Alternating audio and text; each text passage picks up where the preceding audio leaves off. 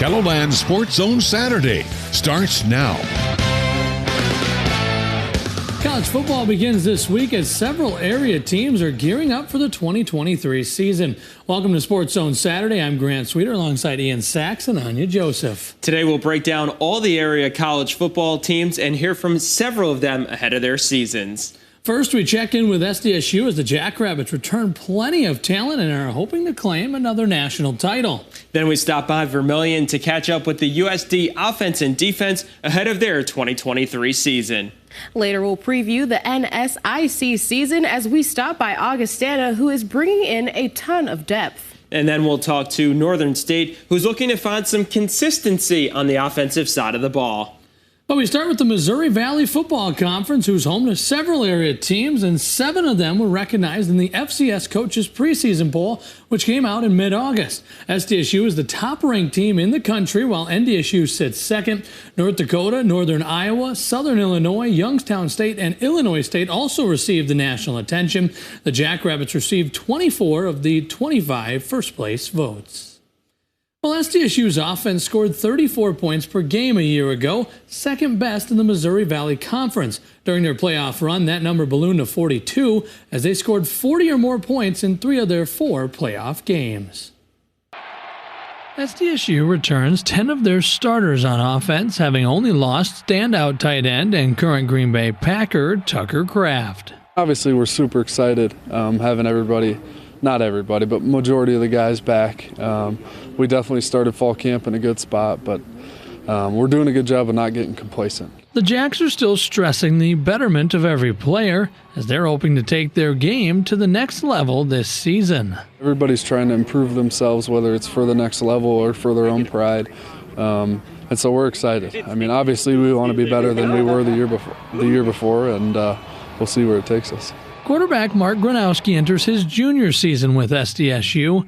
The coaching staff believes he'll take another step forward this year, but Gronowski says it's the team chemistry that'll lead the way. I think we have such a good relationship in the locker room and a competitive nature here, a competitive culture that really just drives us to get the best out of every single person on this team. It always helps that when your best players are your best leaders and workers, and so those guys are doing a great job leading by example, and I'm excited for some of these younger guys that the media may not know as well. The Jackrabbit offense had a slower start to last season, scoring under 30 points in 5 of their first 7 games. However, with their returning talent, the sky is the limit. Heading into the season, we're going to be focused on Western Oregon week 1, and we're going to be coming out guns blazing, just ready to go. We have all the offensive firepower that we need, and we're just going to try and play our best football. The SDSU defense was even stronger staple for the Jackrabbits a year ago. They held 9 of their 15 opponents to less than 20 points on their way to the national championship. SDSU allowed just 15 points per game last season, third best in the FCS. The Jacks returned 9 of their 11 starters from last year's squad, but they'll have some sizable shoes to fill. To say you're going to replace immediately a Caleb Sanders, who arguably is probably the best interior defensive lineman in FCS football, I think that's hard to do.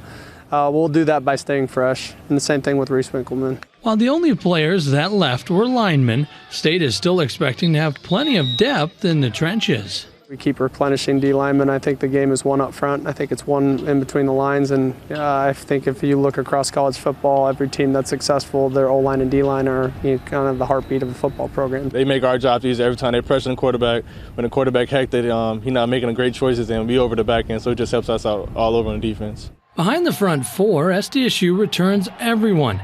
Dyshawn Gales, Cale Reeder, Tucker Large, and Dallas Beenum will fill the secondary, while Jason Freeman, Adam Bach, and Isaiah Stallbird return as linebackers. While all 7 of those players will make key contributions, it's the presence of Buchanan watch player Adam Bach that should prove large. He makes everything easier for us. As I said before, if you want to see a guy run east and west on the field, up and down, he's going to do whatever it takes to make us win on defense. But I just love playing with Bach. He's a great person, great leader, and it just makes us better as a team overall. SDSU opens their 2023 campaign against Western Oregon. Kickoff set for Thursday, August 31st at 7 p.m. While USD struggled to a 3-8 record last season, the team brings back a veteran group looking to write a different story this year.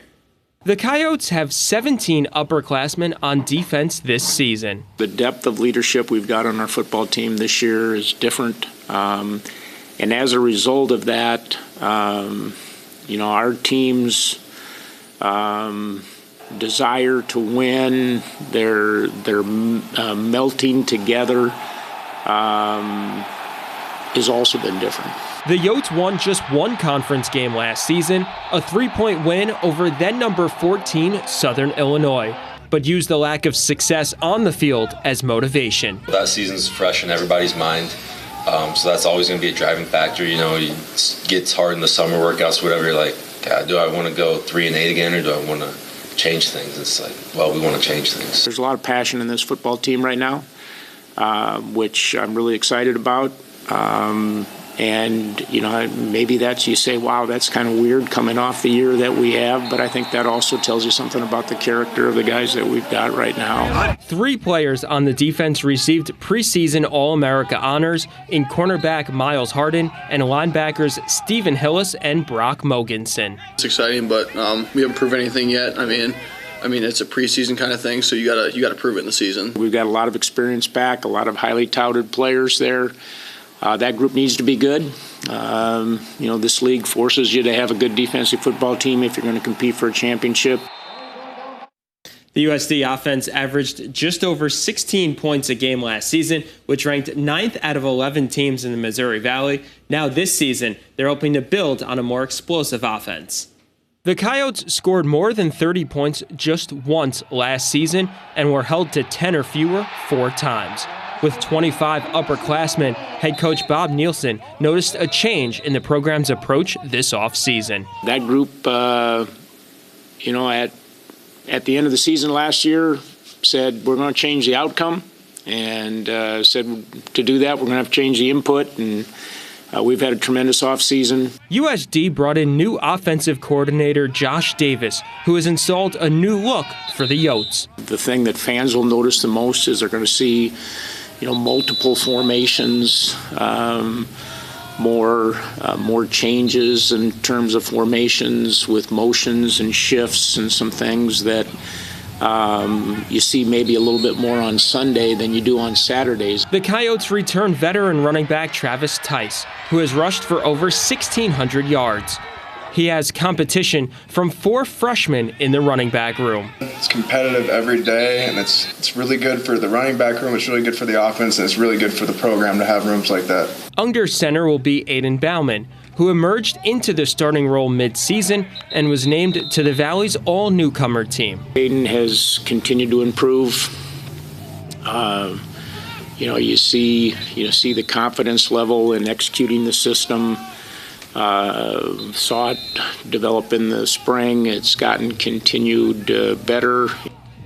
The Coyotes open the season on the road against SEC opponent Missouri. Kickoff is set for 7 p.m. on Thursday, August 31st.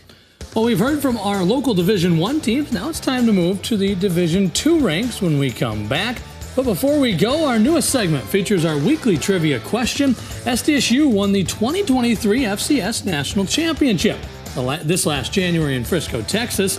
What year was the last time an SD collegiate team won a national title? 2009, 2015, 1996, or 1979? Stay tuned for the answer coming up near the top of the hour.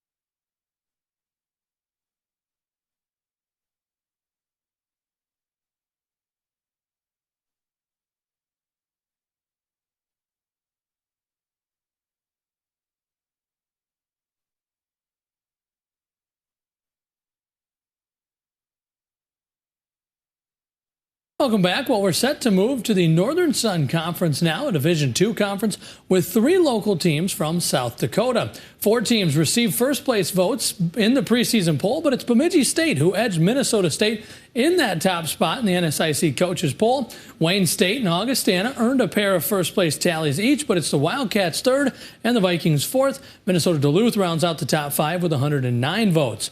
Winona State is just 6 votes behind Duluth for 6th place, having grabbed 103 points. Then there's a fall-off. Northern State, USF are tied at 75. 28 points behind the Warriors. SMSU and MSU Moorhead round out the top 10. Concordia St. Paul, UMary, and Minot State sit 11th and 12th. Augustana finished last season with a 7-4 record, and they're predicted to finish 4th in the NSIC this year. The Vikings return plenty of key starters along with some new talent. Augie heads into the new season focused on fixing one of the main issues that contributed to the team last year, a rise in injury. We've never had this much depth, and you need it because they all got soft tissue injuries right now. So we got a lot of freshmen running around today in practice. But the reality is we have depth at every position.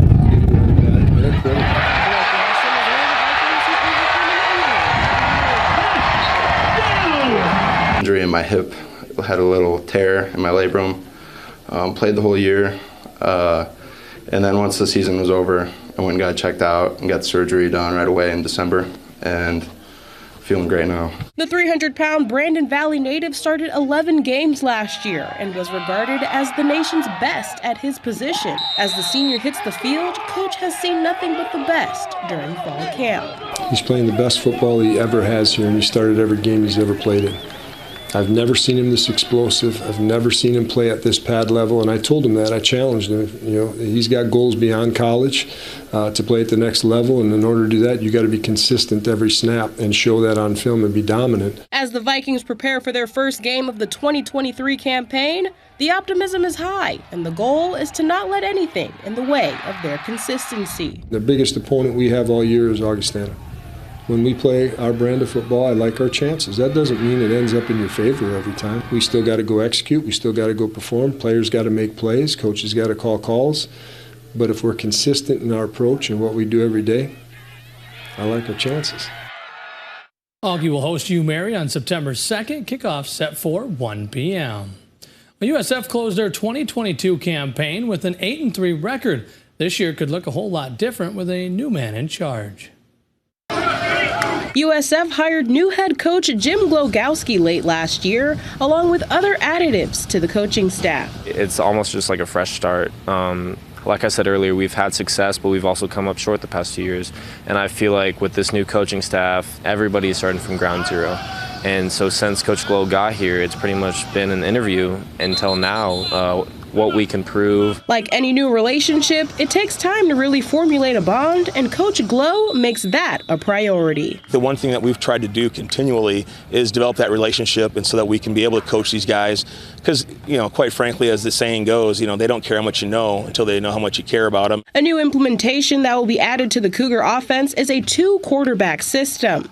Both quarterbacks rotate between one another in a game. On my mind, quarterbacks are very similar to other positions. If they're just as good and they're competitive, they should both play. They've earned the right to play, and so we're going to go with that and move forward. I'm excited. You know, having somebody like Cam, he's a very dynamic player.